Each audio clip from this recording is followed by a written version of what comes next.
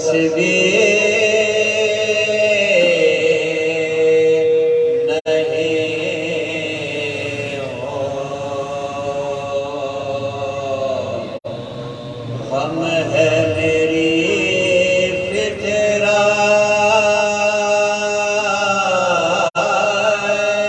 میں، تو غم کہتا ہوں بات،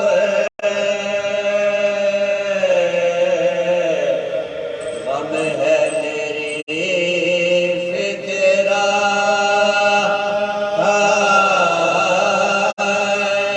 میں، تو غم کہتا ہوں بات، ہندو مگر دشمن شبیر نہیں ہو،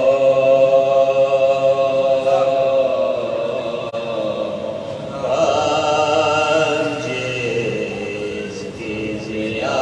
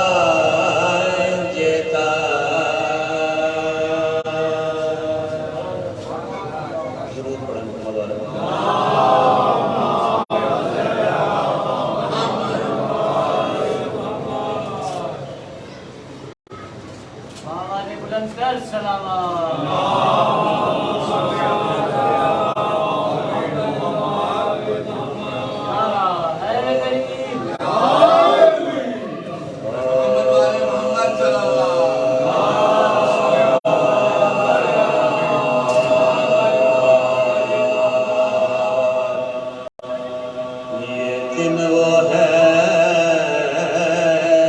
کہ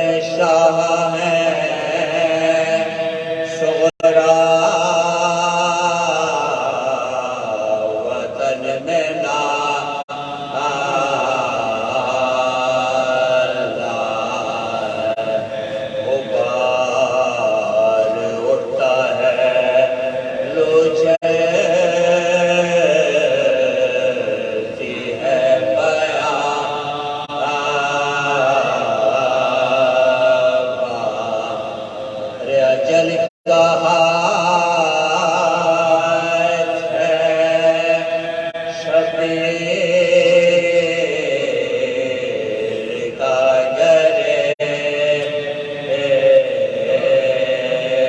گریبان بطول نکلی ہے مرکز سے خاک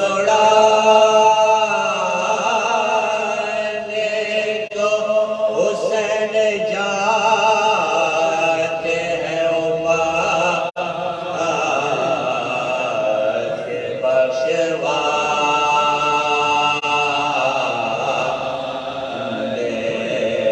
کو یہ دن وہ ہے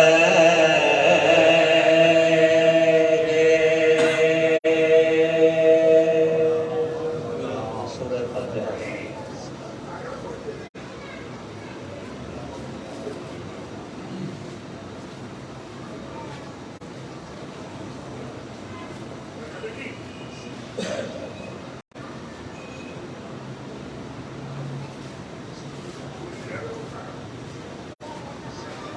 رائے وجودیے امام زمانہ بلندر صلوات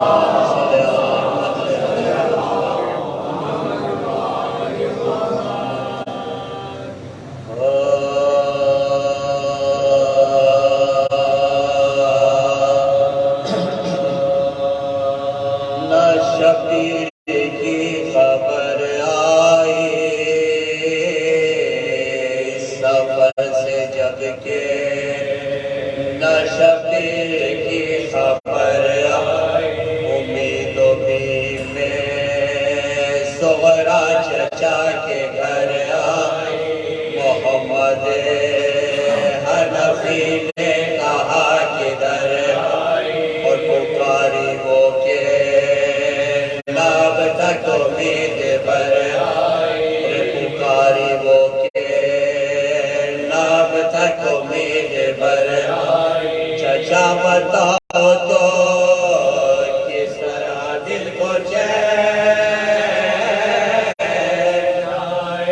نہ بھائی آیا نہ خط آیا نہ حسین نہ بھائی آیا نہ خط آیا نہ حسین تو یہ کہہ کے ان کا قلم دانے وہ اٹھانا اور التماس کیا ہے حسین کے بھائی مجھے تو ہے نا توانائی اور نبینا ارے بھتیجی آپ کو تکلیف دیتے ہیں میری طرف سے رقم ایک عرض دار ارے مت گئے کوئی نہ دقیقہ فروغ دار ارے مت گئے کوئی نہ دقیقہ فروغ دار تو اٹھا کے کاغذ و خامہ کیا چچا نے میں دکھتا جاؤں تو بتلاتی جا پھر ارے وہ رو کے بولی بہت خوب ہے علی یہی میں چاہتی تھی تم جیو سدور میری طرف سے وہ القاب لکھو ارے کنیزیں لکھی ہے جس طرح اپنے آپ ارے کنیزیں لکھی ہے جس طرح اپنے آپ تو قریب پرور عالم نواز خلق ملک سپاہ فلک بارگاہ شہر امام بے قصو مظلوم و بے تیارو خلیل کا قیدی یوسف رسول اجل رسیدوں کے عیسیٰ غریبوں کے حسین ابن علی متزل حسین ابن علی متزل کوئی بابا بنی ہے جان پہ سورا کے اب لباد گلے میں پانی اٹکنے لگا مزاج مسیح دور قضا پاس پھر شفاعت فلک نے ڈالے میرے سر پہ یہ بلا ہے نہ صبر و ہوش نہ تابے فراق رفقا جناب کا ایک اشتیاق باغی رفقا جناب کا ایک اشتیاق باغی تو رجب کے تیسری کو تم نے گھر کیا ارے تمہارے بار ہوئی تین عید بار شب برات ہوئی دوسرے مہینے ارے برو ہے حمزہ اللہ کی فاتحہ کتاب تمام دن جو تڑپتے تڑپتے رات یہ ہمارے گھر میں نئی دے شب برات یہ ہمارے گھر میں نئی دے شب برات تو یہی عید یوں گئے دن عید فطر کا حیران کر مجھے ہم جھولیوں نے رلے کسی نے گہنا کسی نے لباس دکھے اور کوئی یہ بولی کہ عیدی میں ہم نے یہ کوئی یہ بولی کہ عیدی میں ہم نے یہ ارے کہ خوش تھا مگر لب میرے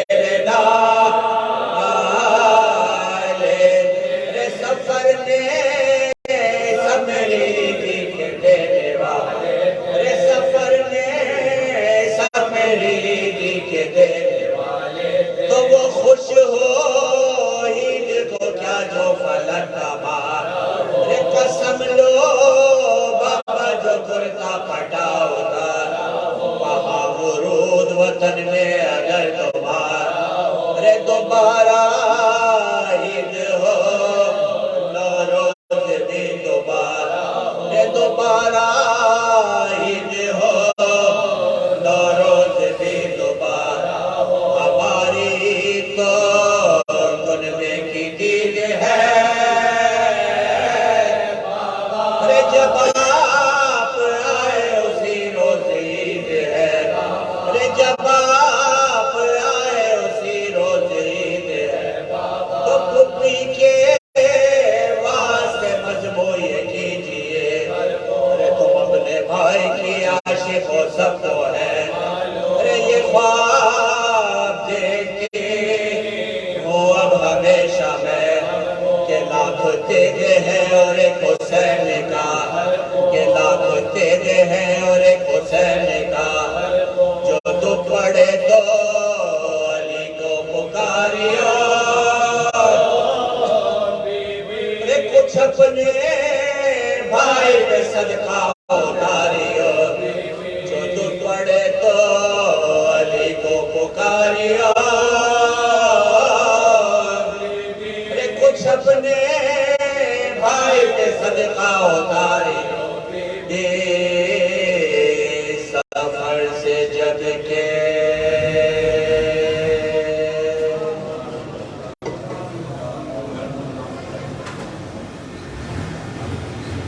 آئے سلامات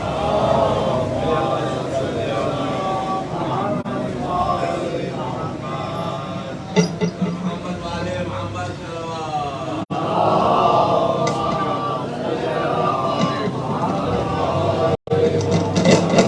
محمد والے محمد صلوات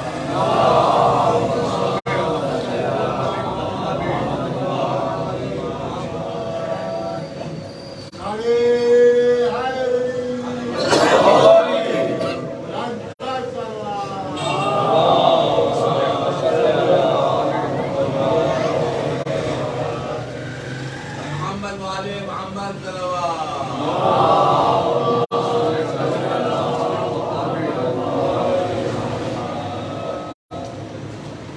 حسین آپ کے ساتھی کمال کے نکلے حسین آپ وفا کی راہ میں سب ایک عقل کے نکلے حسین موت کو غیرت میں ڈال کے نکلے حسین موت کو حیرت میں ڈال کے نکلے بھور سے دین کی کشتی نکال کے نکلے صحیفے اترے تھے قرآن کی مجھ سے صحیفے اترے تھے قرآن مجھ سے پہلے جو قصیدے وہ بھی محمد کی آر کے نکلے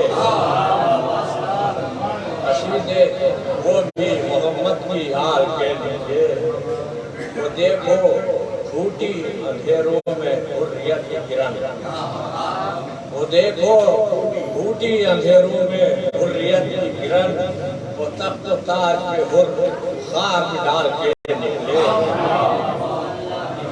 وہ اسی زمین کی قیمت لگا رہے ہیں حسین اسی زمین کی قیمت لگا رہے ہیں حسین جہاں سے سارے نبی دل سنبھال کے نکلے پڑھی جو ولیوں کی تاریخ اے ابو طالب پڑھی جو ولیوں کی تاریخ اے ابو طالب مرید سب تیرے اہل و عیال کے نکلے مرید سب تیرے اہل و عیال کے نکلے عجب مزاج کے قیدی تھے عجب مزاج کے قیدی تھے قید خانے کے یزیدیت کا جنازہ نکال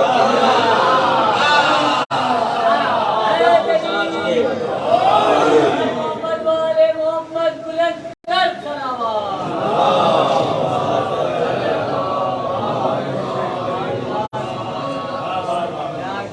عجب مزاج کے قیدی تھے قید خانے کے یزیدیت کا جنازہ نکال کے نکلے وطن سے جو تیرے ماتم میں بہہ گئے شبیر وطن سے جو تیرے ماتم میں بہہ گئے شبیر وہ سارے خون کے قطرے حلال کے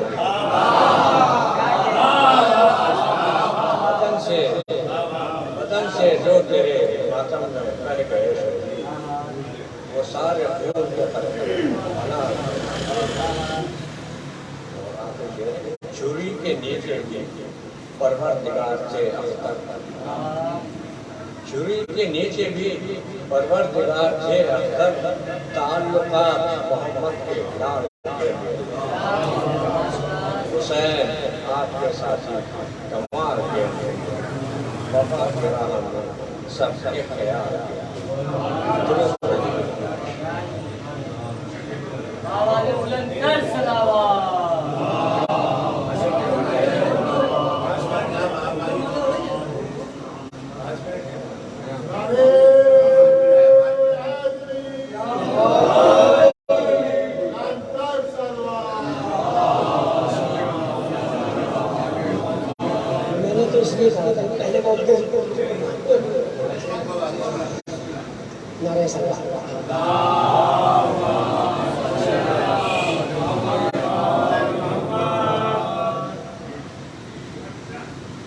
ہمیں حسین خدا سب کو سرفراز کرے ہمیں حسین خدا سب کو سرفراز کرے یہی وہ غم ہے جو ہر غم سے بے نیاز کرے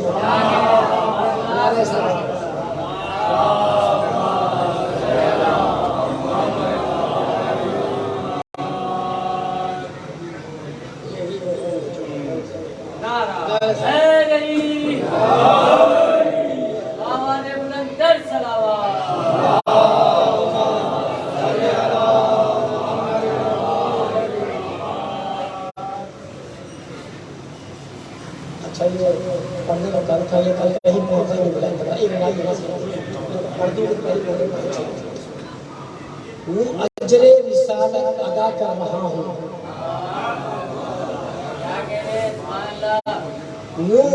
اجر رسالت ادا کر رہا ہوں جو وعدہ کیا تھا وفا کر رہا ہوں اجر رسالت ادا کر رہا ہوں جو وعدہ کیا تھا وفا کر رہا ہوں یکم محرم کو مجلس میں جا کر نئے سال کی ابتدا کر رہا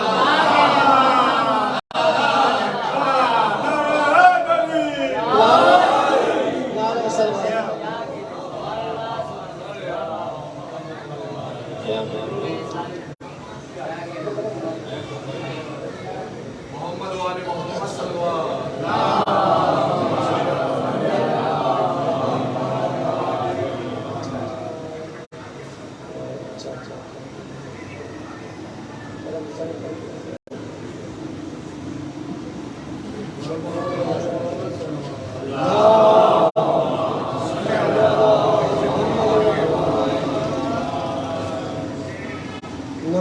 نمازیوں کو وہ اب تک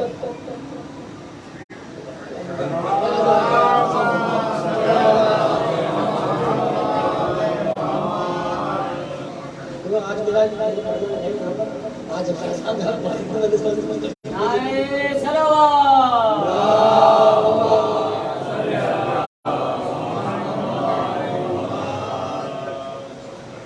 دل بے قرار رہتا ہے ایسا کیے بغیر،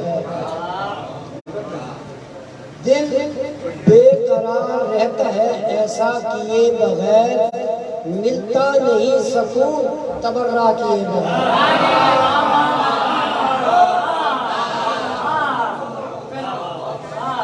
دل بے قرار رہتا ہے ایسا کیے بغیر، ملتا نہیں سکون تبرہ کیے بغیر، آدھا ادھورا لگتا ہے مدحت کا یہ سفر، آدھا ادھورا لگتا ہے مدحت کا یہ سفر، غازی کے ساتھ ذکر سکینہ کیے بغیر۔ اور لاکھوں سلام تیری کریمی پہ یا حسین، لاکھوں سلام تیری کریمی پہ یا حسین، گھر کو گلے لگا لیا رسوا کیے بغیر، گھر کو گلے لگا لیا رسوا کیے بغیر، مشق سکینہ بھر کے یہ عباس نے کہا، مشق سکینہ بھر کے یہ عباس نے کہا، لو ہم نے جنگ جیت لی حملہ کیے بغیر۔ ہے مسجدوں کو ناز زہیر و سعید پر، ہے مسجدوں کو ناز زہیر و سعید پر، سجدوں کو جو بچا گئے سجدہ کیے بغیر۔ نعرہ صلوات۔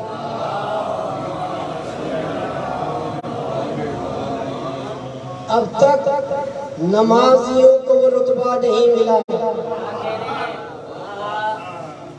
اب تک نمازیوں کو وہ رتبہ نہیں ملا، رتبہ حسین کا جو عزادار لے گئے، رتبہ حسین کا جو عزادار لے گئے، پھر گھیر کے حسین کو لائے تھے کربلا، پھر گھیر کے حسین کو بھائی لائے تھے کربلا، پھر کو حسین گھیر کے جنت میں لے گئے۔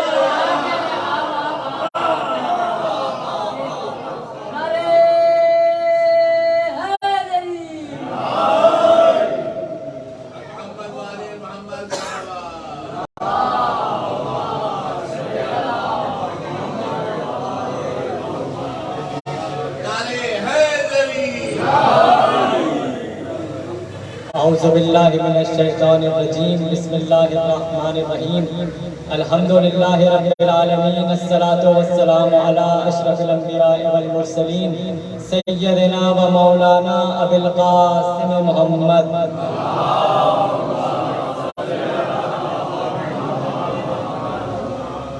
و اہل بیتہ الطیبین الطاہرین المعصومین المظلومین المنتدبین المنتخبین، ولعنت اللہ علی اعدائهم اجمعین من الآن الى قیام یوم الدین۔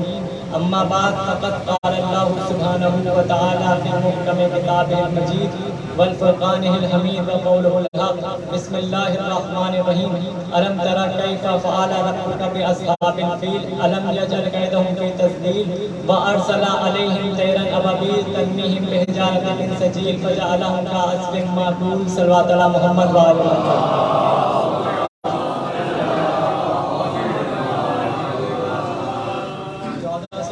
1445 ماہ محرم الحرام کی دوسری مجلس آزاد اور معجزات معصومین علیہ السلام کے عنوان سے کا آغاز کیا تھا، اور آج جس سورہ کو سرنامہ سخن قرار دیا وہ قرآن مجید کا سورہ فیل ایک سورہ ہے، اور یہ وہ سورہ ہے کہ جس میں اللہ نے بیان کیا الم تری کیف فعل ربک باصحاب الفیل، اے حبیب کیا آپ نے نہیں دیکھا کہ آپ نے اپنے ہاتھی والوں کے ساتھ کیا کیا؟ کیا ان پہ گروہ در گروہ پرندے نہیں بھیجے؟ اللہ نے کیا فرمایا اے حبیب کیا آپ نے نہیں دیکھا کہ ہم نے اصحاب فیل والوں کے ساتھ کیا کیا؟ اب سوال یہ ہے کہ جس وقت یہ واقعہ پیش آیا تھا، ابراہا نے جب لشکر کا ارادہ کیا، پورا لشکر تیار کر کے خانہ کعبہ پہ حملہ کرنے کا پورا منصوبہ بنا لیا، یہ وہ موقع تھا اس وقت کب کا؟ رسول اللہ کے دادا کے زمانے کا وقت تھا، یہ رسول اللہ کے دادا کے زمانے کا دور تھا۔ اس وقت تو رسول اللہ دنیا میں نہیں آئے تھے، مگر اللہ آیت میں کہہ رہا ہے اے حبیب کیا آپ نے نہیں دیکھا؟ اللہ کہہ رہے کیا آپ نے نہیں دیکھا؟ اللہ کا یہ کہنا کہ کیا آپ نے نہیں دیکھا، اس کا مطلب بھائی دور ہے رسول اللہ کے دادا کا، رسول تو دنیا میں آئے نہیں، بھائی اس گھرانے کی بھی ایک عجیب فضیلت ہے، آنکھیں عبد المطلب کی ہو دیکھ نبی رہے ہوتے ہیں، آنکھیں علی کی ہو دیکھ اللہ رہا ہوتا ہے۔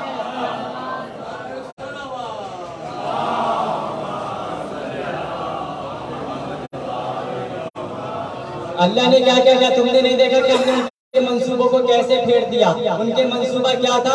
ابراہا نے پورا لشکر تیار کیا اور تیار کرنے کے بعد خانہ کعبہ پہ حملہ کرنے کا ارادہ کیا۔ کیا خانہ کعبہ پہ حملہ کر دیں گے؟ کیوں؟ اس نے گرجا گھر بنایا تھا تاکہ لوگ اس کے گرجا گھر کی عبادت کریں۔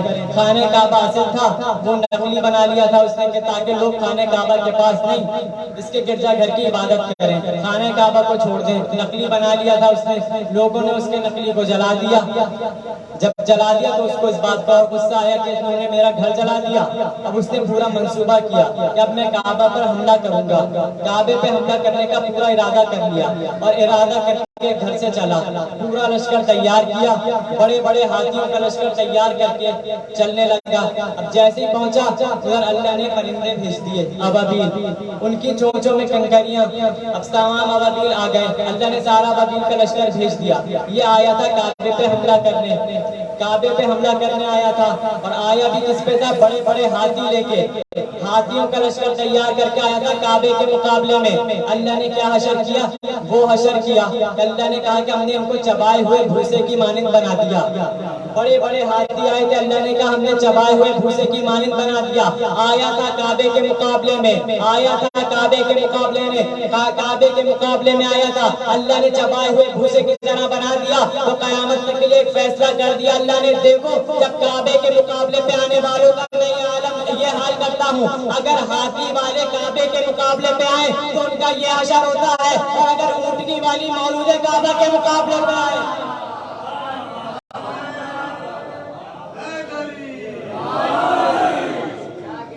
یہ بتا دیا کہ یہ حشر کیا۔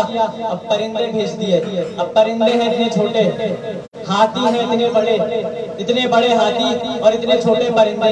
ایک بھی پرندے نے یہ نہیں کہا پروردگار اتنے بڑے ہاتھی ہیں میں ان کا مقابلہ کیسے کروں گا؟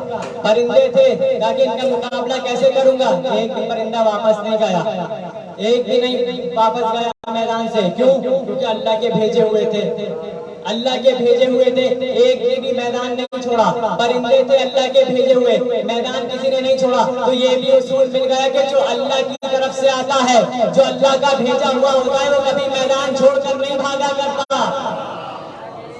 اور کنکریاں ان کی چونچوں میں، اور کسی کی کنکری غلط نشانے پہ بھی نہیں گئی۔ جتنی ابابیل آئی تھی، جتنی کنکریاں تھی، ہر کنکری کسی نہ کسی کے اوپر گری، کسی کی کنکری ضائع نہیں ہوئی، پرندے سے غلطی بھی نہیں ہوئی، کیونکہ اللہ کے بھیجے ہوئے تھے۔ تو جب اللہ کے بھیجے ہوئے پرندوں سے غلطی نہیں ہوتی تو اللہ کا بھیجا ہوا رسول غلطی کیسے کر جائے گا؟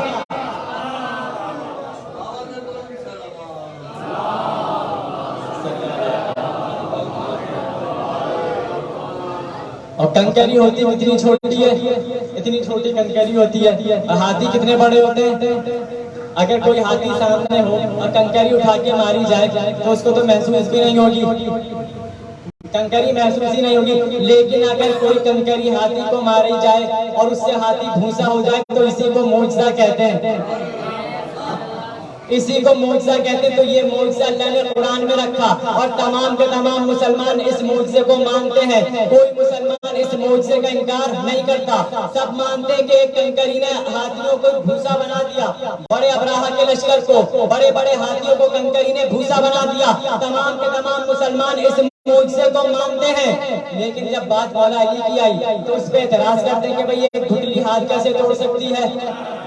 پیر کیسے توڑ سکتی ہے؟ جب مولا علی نے کھجور کی گٹلی ماری تھی دشمن رسالت کو تو کسی کے ہاتھ پہ لگی ہاتھ ٹوٹا، کسی کے پیر پہ لگی پیر ٹوٹا، کسی کی ناک پہ لگی ناک پھوٹی، آنکھ پہ لگی آنکھ پھوٹی. تو اس پہ اعتراض ہو جائے کہ بھائی گٹلی بھی کبھی ہاتھ پیر توڑا کرتی ہے، تو عجیب بات نہیں ہے، گٹلی بھی کبھی ہاتھ پیر توڑا کرتی ہے. اب ابین والا واقعہ تو سب کی سمجھ میں آ گیا، یہ ہاتھ علی کا ہاتھ نہیں ہے بلکہ اللہ کا ہاتھ ہے. تو اس معجزے کو مانتے ہیں تمام مسلمان، اور جب علی کا معجزہ آتا ہے تو اس پہ اعتراض کرتے ہیں. بات ثابت ہو رہی ہے وہ تو ابابیل اللہ کی بھیجی ہوئی تھی، اور یہ ہاتھ علی کا ہاتھ نہیں ہے، یہ اللہ کا ہاتھ ہے، یہ ہاتھ اللہ کا ہاتھ ہے. یہ کنکریاں آئی کہاں سے تھی؟ کنکریاں آئی تھی وہاں سے، عرش سے آئی تھی کنکریاں.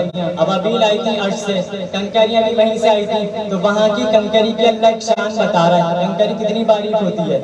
تو اللہ بتا رہا ہے کہ ہماری شان دیکھو، اس ایک کنکری نے ہاتھیوں کو بھوسا بنا دیا، آئی وہاں سے تھی. تو اللہ بتلانا یہ چاہ رہا ہے دیکھو جب وہاں سے آئی ہوئی کنکری کی شان ایسی ہو تو جس کی ذوالفقار وہاں سے آئی ہو تو وہ کیا ہوگی؟ جب وہاں سے آئی ہوئی کنکری ایسی ہو تو وہاں سے آئی ہوئی ذوالفقار کیا ہوگی؟ تو یہ ہے معجزہ جو اللہ نے قرآن میں بیان کیا. اور بھی اللہ نے قرآن میں نبیوں کے معجزات بیان کیے، بہت سے نبیوں کے معجزات. اب جناب یعقوب کا قوت شامہ کا معجزہ اللہ نے قرآن میں بیان کیا. جناب یعقوب قوت شامہ کا معجزہ کیا معجزہ تھا؟ کہ جناب یوسف مصر میں ہے، جناب یعقوب کنعان میں ہے، 613 کلومیٹر کا فاصلہ ہے، اتنا دور کا فاصلہ ہے. اور جناب یعقوب آنکھوں سے نابینا ہو گئے غم یوسف میں.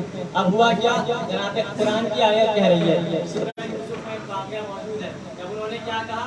جناب یوسف نے کرتا دکھا جاؤ، یہ کرتا لے جاؤ، یہ کرتا میرے بابا کے چہرے پہ ڈال دینا. چہرے پہ ڈال کے تو ہوگا کیا؟ ان کی بینائی واپس آ جائے گی. 613 کلومیٹر کا فاصلہ ہے مصر اور کنعان میں، اتنا دور فاصلہ. اب وہ لے کر چلا، ادھر جیسے وہ کپڑا لے کر چلا وہاں سے کپڑا لے کر چلا. اور قرآن میں آیت میں فرمایا جناب یعقوب نے کہا انی لاجد ریح یوسف، انی لاجد ریح یوسف، میں اپنے بیٹے یوسف کی خوشبو محسوس کر رہا ہوں، خوشبو محسوس کر رہا ہوں یوسف کی. اب سوال ہے ابھی تو کرتا پہنچا ہی نہیں، ابھی تو وہاں سے چلا ہے، 613 کلومیٹر کا فاصلہ ہے. اور یہاں کنعان میں جناب یعقوب کہہ رہے ہیں میں خوشبو محسوس کر رہا ہوں، خوشبو محسوس کر رہا ہوں. یہ ہے نبی کی قوت شامہ کا معجزہ. اور عجیب بات یہ جو کپڑا لے کر آ رہا ہے، کپڑا اس کے بدن پہ ڈلا ہوا ہے، خوشبو اس کو نہیں آ رہی، جو لا رہا ہے اسے خوشبو نہیں آ رہی. اور نبی اتنا دور ہے، نبی نے وہ خوشبو محسوس کر لی تو پتا چلا نبی کی قوت شامہ اور ہوتی ہے، ساتھیوں کی اور ہوتی ہے.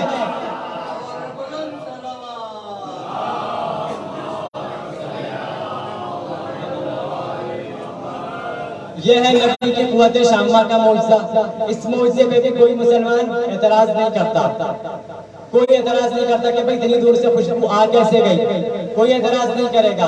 اتنا دور فاصلہ کسی مسلمان نے اعتراض نہیں کیا. لیکن جب بات اہل بیت کی آئی تو اعتراض ہو رہا ہے. کیا؟ چادر تطہیر کا واقعہ ہے. امام حسن نے کہا میں اپنے نانا کی خوشبو محسوس کر رہا ہوں، امام حسین نے کہا میں نانا کی خوشبو محسوس کر رہا ہوں، مولا علی نے کہا کہ میں اپنے بھائی کی خوشبو محسوس کر رہا ہوں. اور یہ قریب ہے، کتنا قریب ہے؟ چادر یہاں ہے اور قریب ہے اسی حجرے میں داخل ہو رہا ہے، قریب ہے. یہاں پہ اعتراض کہ بھئی کیا رسالت کی بھی کوئی خوشبو ہوا کرتی ہے؟ یہ رسالت کی بھی کوئی خوشبو ہوتی ہے؟ جو کہہ رہے ہیں کہ میں رسالت کی خوشبو سونگ رہا ہوں، مولا علی کہہ رہے ہیں کہ میں رسالت کی خوشبو سونگ رہا ہوں، امام حسن امام حسین کہہ رہے ہیں میں رسالت کی خوشبو محسوس کر رہا ہوں. یہ بھی کوئی خوشبو ہوتی ہے؟ وہاں تو سب کو سمجھ میں آ گیا، خوشبو اتنے دور کے فاصلے کی سب کو سمجھ میں آ گئی، یہاں سمجھ میں نہیں آ رہی. عجیب لوگ نہیں ہیں، عجیب مسلمان نہیں ہیں. یعقوب کو یوسف کی خوشبو کا آنا تو سب کی سمجھ میں آ جائے، علی و حسین کو رسالت کی خوشبو کا آنا کسی کی سمجھ میں نہ آئے. اس پہ ہمارے علماء نے جواب بھی دیا جب انہوں نے اعتراض کیا کہ بھئی خوشبو کیسے آ سکتی ہے. بڑا پیارا جواب دیا. اور جواب کیا دیا کہ اصل میں معاملہ یہ تھا، وہ تھے یوسف اور یعقوب، وہ تھے یوسف اور یعقوب مصر اور کنعان میں تھے. خوشبو کس کی تھی؟ کیا خوشبو یوسف کی تھی؟ خوشبو کس کی تھی؟ یوسف کی. محسوس کون کر رہا تھا؟ یعقوب. تو بتلانا انہوں نے یہ تھا، بتلانا یہ چاہ رہے ہیں کہ اگر خوشبو یوسف کی ہو تو یعقوب کی قوت شامہ چاہیے، اور اگر خوشبو رسالت کی ہو تو امامت کی قوت شامہ چاہیے. تو امامت کی قوت شامہ چاہیے. اب یہ خوشبو کیوں سمجھ میں نہیں آ رہی؟ جناب یعقوب والی خوشبو سب کی سمجھ میں آ گئی. حدیث قصہ میں رسول کی خوشبو کسی کی سمجھ میں نہیں آئی. یہ معاملہ تھا کہ خوشبو کیوں سمجھ میں نہیں آئی؟ وہ تھا بغض اہل بیت کا. بغض اہل بیت کا، اسی لیے خوشبو سمجھ میں نہیں آ رہی. ذرا یہ بغض اہل بیت کا تھپا ہٹا کر دیکھو، پھر یہ خوشبو بھی سمجھ میں آئے گی، خوشبو والے بھی سمجھ میں آئیں گے.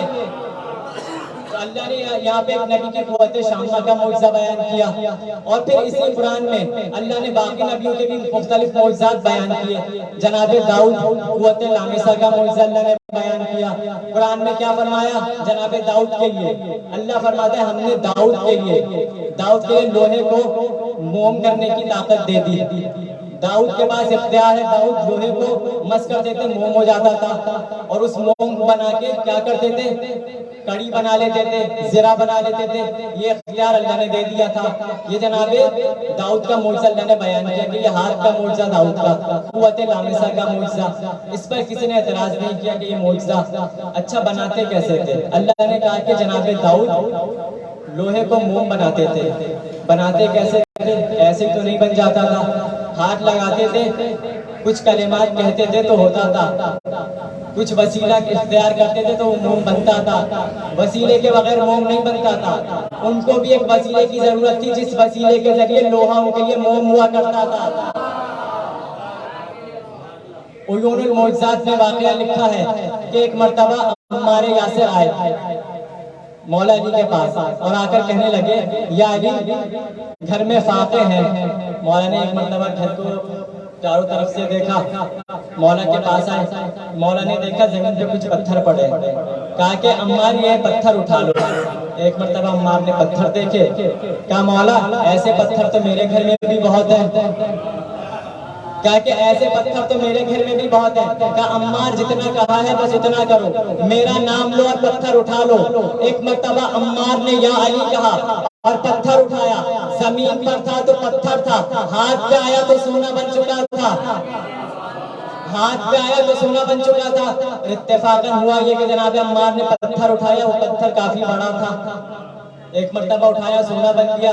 مولا سے کہا مولا یہ پتھر کافی بڑا ہے، میری ضرورت سے زیادہ ہے، میری ضرورت سے زیادہ ہے. مولا نے فرمایا کہ عمار اپنا ہاتھ مارو یا علی کہو اور پتھر پہ ہاتھ مارو. جتنا زمین پہ گرے گا وہ پتھر بن جائے گا، جتنا ہاتھ پہ رہے گا وہ سونا رہے گا. جناب عمار نے کرنا شروع کیا اور سب سے چھوٹا ٹکڑا سونے کا نکال لیا. جناب عمار کرتے جا رہے ہیں، زمین پہ گرتا جا رہا ہے، پتھر بنتا جا رہا ہے، ہاتھ پہ جو ہے وہ سونا بنتا جا رہا ہے. اب جناب عمار ٹکڑے کیے جا رہے ہیں اور ٹکڑے کرتے کرتے جناب عمار جانے لگے. جیسے جناب عمار واپس جانے لگے، مولا نے پیچھے سے پکار کر کہا عمار سنتے جاؤ، داؤد کے لیے کبھی لوہا موم نہ ہوتا، زرہ کبھی پگھلتی نہیں اگر وہ مجھ علی کا نام نہ لیتا. اگر مجھ علی کا نام نہ لیتا تو داؤد کے لیے کبھی لوہا موم نہ ہوتا. تو وہ علی کا وسیلہ تھا جو داؤد اختیار کرتے تھے. یہ عیون المعجزات میں معجزہ لکھا ہے. اور ایک اور معجزہ ہے عیون المعجزات میں کہ کچھ لوگ آئے، بلکہ اب جو معجزہ سنا رہا ہوں اس معجزے کے بعد والا معجزہ عیون المعجزات میں ابھی جو سنا رہا ہوں ہاں یہ بھی اسی میں ہی ہے. دو کتابیں مدینۃ الماجز، دونوں میں معجزات لکھے ہوئے ہیں. اب ہوا کیا؟ مولا کے ہاتھ کا معجزہ. ایک مرتبہ منافقین نے ایک میٹنگ تیار کی.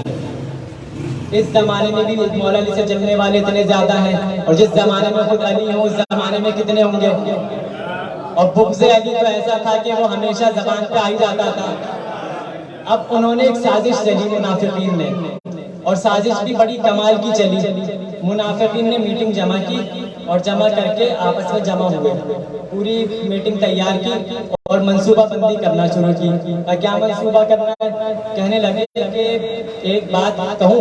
کہا کہ کہو. ایک میٹنگ تیار کرنی ہے. کہا کون سی میٹنگ؟ کیا منصوبہ کرنا ہے؟ کہنے لگے کہ بھائی دیکھو ہم ایک بڑی سی دیوار تعمیر کرتے ہیں، بڑی سی دیوار، اتنی بڑی دیوار تعمیر کرو اور مولا کو کھانے کی دعوت دے دو.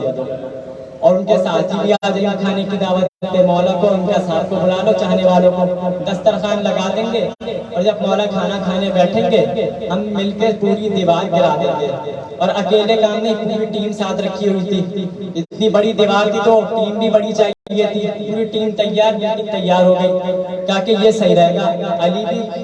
علی پہ بھی دیوار گرا دیں گے, نعوذ باللہ. علی بھی نہیں رہیں گے, ان کے چاہنے والے بھی نہیں رہیں گے, پھر ہم رہیں گے, جو ہم چاہیں گے وہ ہوگا. ہماری حکومت ہوگی, ہمارا راج ہوگا. علی سے بھی جان چھوٹ جائے گی, تاکہ یہ طریقہ تو بہت اچھا ہے. ان کو نہیں پتا تھا کہ مولا کو علم غیب ہے, مولا جانتے ہیں.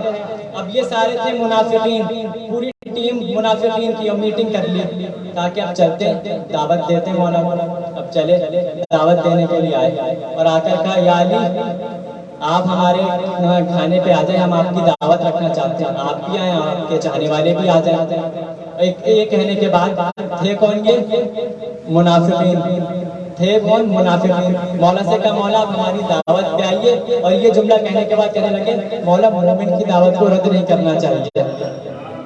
کہہ رہے ہیں مولا مومن کی دعوت کو رد نہیں کرنا چاہیے. مولا کو پتا تھا یہ ہیں سارے منافقین, مگر مولا نے کہا ٹھیک ہے آ جائیں گے.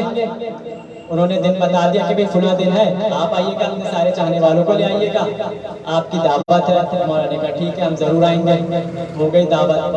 اب اس سے پوری ٹیم تیار کی تھی. اب پوری ٹیم دیوار کے پیچھے بھیج دی کہ اب جب یہ دسترخوان بچھا دیا گیا, مولا آئے تو بڑے طریقے سے مل رہے ہیں. تھے منافقین, مارنے کا منصوبہ تھا, دسترخوان بچھا دیا گیا. مولا بیٹھے, مولا کے چاہنے والے بیٹھے, اور دیوار بھی اس حساب سے بنائی کہ دسترخوان پہ جتنے ادھر ادھر بیٹھے سب کے اوپر دیوار گر جائے, کوئی بھی زندہ نہ بچے. یہ پوری انہوں نے کوشش کر لی. منصوبہ پورا پلان ان کا سکسیسفل جا رہا ہے ابھی تک. اب ان کو ہے کہ اب تو کام ہو جائے گا, کیونکہ پورا پلان ان کا ابھی تک خراب نہیں ہوا. اطمینان سے وہ ہو گئے. پیچھے سے اشارہ کرنے لگے کہ دیوار گرانی ہے, تاکہ ابھی رک جاؤ, ابھی کھانا شروع کرنے دو. جب کھانا شروع کر دیں تب گرانا, تاکہ کوئی فوراً اٹھ کے بھی نہ جا سکے. کہا ٹھیک ہے. ایک مرتبہ سب بیٹھے, مولا نے کہا کھانا شروع کرو. مولا نے سیدھے ہاتھ میں داہنے ہاتھ میں لقمہ لیا, باقی نے کھانا شروع کیا. اب اس نے اشارہ کیا کہ بھئی دیوار گرا دو. جیسی کہا دیوار گرا دو. اب سب نے مل کے جیسی دیوار گرائی, اب دیوار گرنے لگی. سیدھے ہاتھ میں لقمہ تھا, مولا نے بائیں ہاتھ میں اشارہ کیا. مولا نے بائیں ہاتھ کا اشارہ کیا, بس اشارے کا ہونا تھا, دیوار ہاتھ پہ آ کر رک گئی. جیسے دیوار ہاتھ پہ رک گئی, چاہنے والوں نے مولا کو دیکھا کہ دیوار گر رہی ہے, کیا کریں. مولا نے کہا کوئی ٹینشن کی بات نہیں ہے, اطمینان سے کھانا کھاؤ, پیٹ بھر کے کھانا کھاؤ, کوئی جلدی نہیں, سکون سے کھاؤ. ایک ہاتھ سے مولا نے دیوار کو روک کے رکھا ہے, اور سیدھے ہاتھ میں لقمہ ہے. بائیں ہاتھ سے دیوار کو روک کے رکھا ہے, سیدھے ہاتھ میں لقمہ ہے. ایک مرتبہ صحابی کھانا کھاتے گئے, اور مولا سے کہنے لگے مولا مجھے بڑا تعجب ہوتا ہے کہ اتنی بھاری دیوار, اور آپ نے بائیں ہاتھ سے اس دیوار کو روک کر رکھا ہے. مولا نے فرمایا تجھے لگتا ہے کہ یہ دیوار بھاری ہے. مولا نے فرمایا تجھے لگتا ہے, مولا نے فرمایا تجھے لگتا ہے یہ دیوار بھاری ہے. مجھ علی سے پوچھ, مجھ علی کی نگاہ میں اس دیوار سے زیادہ داہنے ہاتھ کا لقمہ بھاری ہے.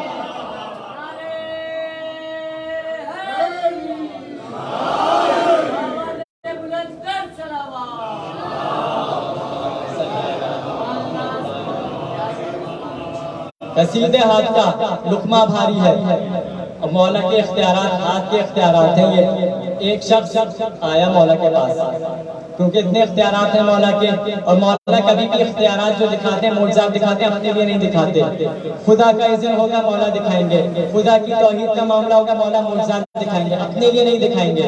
یہی وجہ تھی کہ ایک بندے نے آ کے مولا سے پوچھا, مولا سے کہا مولا سلیمان بن داؤد نبی جو ہیں, ان کے وزیر آصف بن برقیہ, ان کے پاس ایک اسم اعظم تھا, صرف ایک اسم اعظم تھا, اور وہ پلک جھپکنے سے پہلے ہی تخت بلقیس لے کر آ گئے. اتنی دور سے تخت بلقیس پلک جھپکنے سے لے آئے, اور ہے بھی ایک اسم اعظم کا علم, اور آپ کے پاس تو 72 اسم اعظم کا علم ہے. مولا سے کہا مولا جب 72 اسم اعظم کا علم آپ کے پاس ہے, تو یہ جنگ صفین جو اتنی لمبی جنگ ہو رہی ہے, روز جنگ میں جانا, روز آنا, تو آپ یہیں سے بیٹھے بیٹھے اس حاکم شام کا کام تمام کیوں نہیں کر دیتے.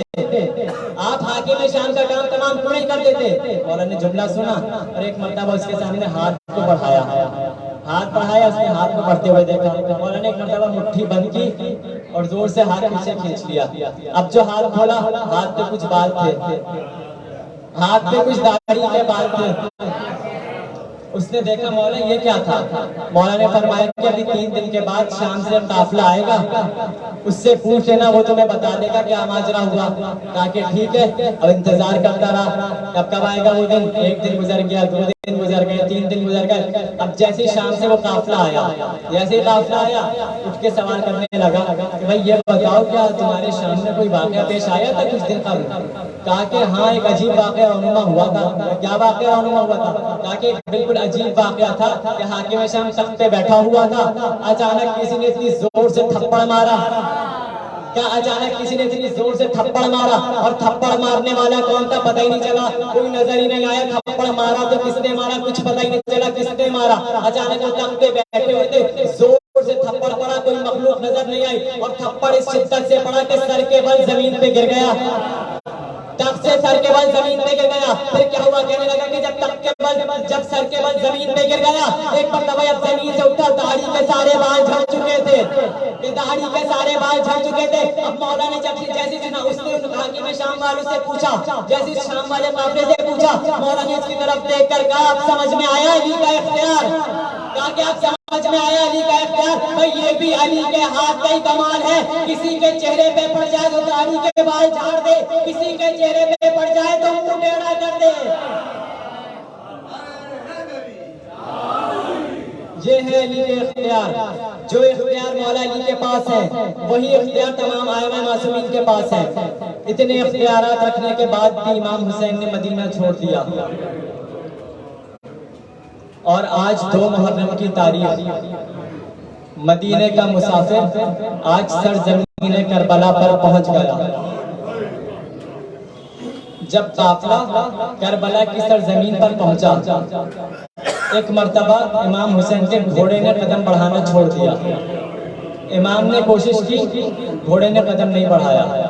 امام نے گھوڑا بدلا, دوسرا گھوڑا رکھا, اس پہ سوار ہوئے, اس نے بھی قدم نہیں بڑھایا. یہاں تک کہ 7 گھوڑے امام حسین نے بدلے, ایک گھوڑے نے بھی قدم نہیں بڑھایا. یہ ہے حسین کی سواری. اتنی معرفت ہے حسین کی سواری کو بھی پتا ہے یہ زمین کون سی ہے. مولا کو تو پتا تھا یہ زمین کون سی ہے, مگر مولا ایک مرتبہ اترے اور کہا کہ عباس, ایک مرتبہ اترے اور بنی اسد کے لوگوں کو بلایا. فرمایا اے بنی اسد کے لوگوں, وہاں سے لوگ آئے. کہا کہ یہ بتاؤ اس سرزمین کا نام کیا ہے. انہوں نے کہا کہ بھئی اس سرزمین کو نینوا کہتے ہیں. مولا نے کہا نینوا کے علاوہ کوئی دوسرا نام. فرمایا اس زمین کو شط فرات کہتے ہیں. مولا نے فرمایا کوئی سوچو دوسرا نام بھی اس سرزمین کا ہے. آپ تو جانتے ہیں نا مولا کس نام کا انتظار کر رہے ہیں. اس نے کہا اس سرزمین کو نینوا کہتے ہیں, اس سرزمین کو ماریا کہتے ہیں, اس سرزمین کو شط فرات کہتے ہیں, اس سرزمین کو غازریہ کہتے ہیں. مولا نے کہا ذرا زور لگاؤ ذہن پہ, اس زمین کا کوئی اور نام بھی ہے. ایک مرتبہ اس نے کہا کہ ہاں مولا اس سرزمین کو کرب و بلا بھی کہا جاتا ہے. ادھر کرب و بلا کا نام آنا تھا. مولا حسین نے کہا عباس اب یہی ہماری آخری منزل ہے, ذرا یہاں پر خیموں کو لگا دیا جائے. مولا عباس نے حکم امام سنا اور خیموں کو لگانا شروع کر دیا. ادھر خیمے لگنا شروع ہوئے, بیویوں کو خیمے میں بھیج دیا گیا. امام حسین بنی اسد کے لوگوں سے سودا کرنے لگے. ادھر جناب زینب نے فرمایا اے اماں فضہ ذرا میرے بھائی کو تو بلائیے گا. جناب حسین بنی اسد کے لوگوں سے گفتگو کر رہے ہیں, لیکن جب خبر آئی کہ بہن نے بلایا ہے, ایک مرتبہ گفتگو کو چھوڑا, بہن کی خدمت میں حاضر ہوئے. کہا بہن آپ نے مجھے یاد کیا. فرمایا ہاں بھیا. یا بھیا کیا اس زمین کے علاوہ کسی اور زمین پہ ہم قیام نہیں کر سکتے. فرمایا اس زمین کے علاوہ کسی اور زمین پہ کیوں قیام نہیں کر سکتے. بھیا جب سے اس زمین پہ میں پہنچی ہوں میرا دل پھٹے جا رہا ہے. اے بھیا جب سے اس زمین پہ پہنچی ہوں اس زمین سے مجھے تیرے خون کی بو آ رہی ہے. اور بھیا میں یہ بھی دیکھ رہی ہوں کسی بیوی کے رونے کی آواز میرے کانوں میں آ رہی ہے. ایک مرتبہ مولا حسین نے کہا زینب کیا نہیں پہچانا, یہ کوئی اور کی آواز نہیں ہے, یہ ہماری ماں فاطمہ زہرا ہے, یہ میرا مرثیہ پڑھ رہی ہے. اجرکم اللہ. کہ یہ میری ماں فاطمہ ہے, یہ میرا یہاں مرثیہ پڑھ رہی ہے, تاکہ یہی ہماری آخری منزل ہے, اب یہی ہم قیام کریں گے. اب قیامت تک یہیں رہیں گے۔ بنی اسد کے لوگوں سے کہا کہ یہ زمین ہم کو بیچو گے؟ کہا مولا اس سرزمین پہ کچھ اگتا نہیں ہے، یہ ایک بنجر زمین ہے، مولا آپ کو چاہیے تو ہم آپ کو ویسے ہی دے دیتے ہیں۔ مولا نے فرمایا چند دنوں کی بات نہیں ہے، اب حسین اس زمین پر قیامت تک کے لیے رہے گا۔ تب قیامت تک یہی حسین کی سرزمین رہے گی۔ مولا نے فرمایا کہ بتاؤ سرزمین کی قیمت کیا ہے؟ 60,000 درہم میں کربلا کی سرزمین امام حسین نے خرید لی۔ زمین خریدنے کے بعد بنی اسد کو واپس دے دی۔ کہا اے بنی اسد کے لوگوں، یہ زمین میں تم کو واپس ہدیہ کرتا ہوں، ایک کام یہ کرنا کہ مولا نے فرمایا کہ تم دیکھو گے کچھ دنوں کے بعد یہاں پہ ہمارے لاشیں بکھرے پڑے ہوں گے، ہمارے لاشیں بکھرے پڑے ہوں گے۔ اور 2 محرم کو امام حسین نے اپنے عزاداروں کو یاد کیا، اپنے عزاداروں کو، اپنے زائرین کو یاد کیا اور بنی اسد کے لوگوں سے کہا کہ یہاں پہ ہماری قبروں کو بنا دینا اور ایک وصیت اور 3 ہماری وصیتیں سن لو، نصیحتیں سن لو۔ کہا کیا؟ کہ ہمارے یہاں زائرین آئیں گے، 3 دن تک ان کو اپنا مہمان بنانا۔ دوسری بات یہ کہ اگر ہم سے کوئی خطا ہو جائے تو خطا پر معاف کر دینا۔ میرے زائرین اتنی دور دور سے سفر کرتے آئیں گے۔ اور تیسرا کام یہ کرنا ان کو میری قبر کا پتہ بتا دینا، میری قبر کا پتہ بتا دینا۔ انہوں نے وعدہ کیا مولا ہم ایسا کریں گے۔ ایک مرتبہ بنی اسد کے لوگوں سے کہا کہ ہمارے یہاں لاشیں بکھرے پڑے ہوں گے، تم وعدہ کرو کہ ہمارے لاشوں کو دفن کر دو گے۔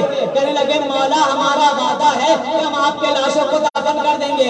ایک مرتبہ کہا جاؤ بنی اسد کے لوگوں اپنی خواتین کو بھیجو۔ ایک مرتبہ بنی اسد کی عورتیں آئیں، بنی اسد کی عورتوں سے بنی اسد کے مردوں نے کہا کہ جاؤ تمہیں حسین ابن علی بلا رہے ہیں۔ ایک مرتبہ بنی اسد کی عورتوں نے کہا کہ ہم بھی اس لائق ہیں کہ حسین کی کوئی خدمت کر سکے۔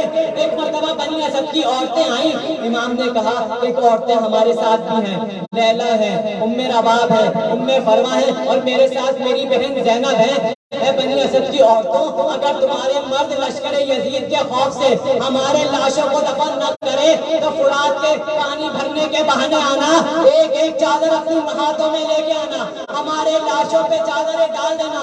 یہ کہہ کے بنی اسد کی عورتوں کو رخصت کیا، کہا کہ جاؤ اپنے بچوں کو بھیج دو۔ بنی اسد کے بچے آئے، جیسے ہی بنی اسد کے بچے آئے نا، مولا نے فرمایا اے بنی اسد کے بچوں، بچے ہمارے پاس بھی ہیں، ہمارے پاس 4 سال کی سکینہ ہے، 6 مہینے کا علی اصغر ہے۔ کہا اے بچوں، اگر تمہارے ماں باپ لشکر یزید کے خوف سے ہمارے لاشوں کو دفن نہ کرے تو تم کھیلنے کے بہانے آنا، ہاتھوں میں مٹی لے کے آنا، ہمارے لاشوں پہ مٹی ڈالتے رہنا۔ میں کہوں مولا آپ کا جوان بیٹا سید سجاد موجود ہے، آپ بنی اسد کے لوگوں سے کیوں کہہ رہے ہیں کہ ان کے لاشوں کو دفن کر دینا؟ عجب نہیں مولا سجاد کا جواب آئے کہ ایک مرتبہ شام غریبہ آ کے تو دیکھ لینا کہ خیمے جل جائیں گے، تبرکات لوٹ لیے جائیں گے، 11 محرم کو قافلے کو ایسے لے کر جایا جائے گا، ظالم یہ کہیں گے لوٹو تبرکات علی و بطول کو، قیدی بنا کے لے چلو علی رسول کو۔ الا لعنت اللہ علی القوم الظالمین وسيعلم الذين ظلموا اي منقلب ينقلبون۔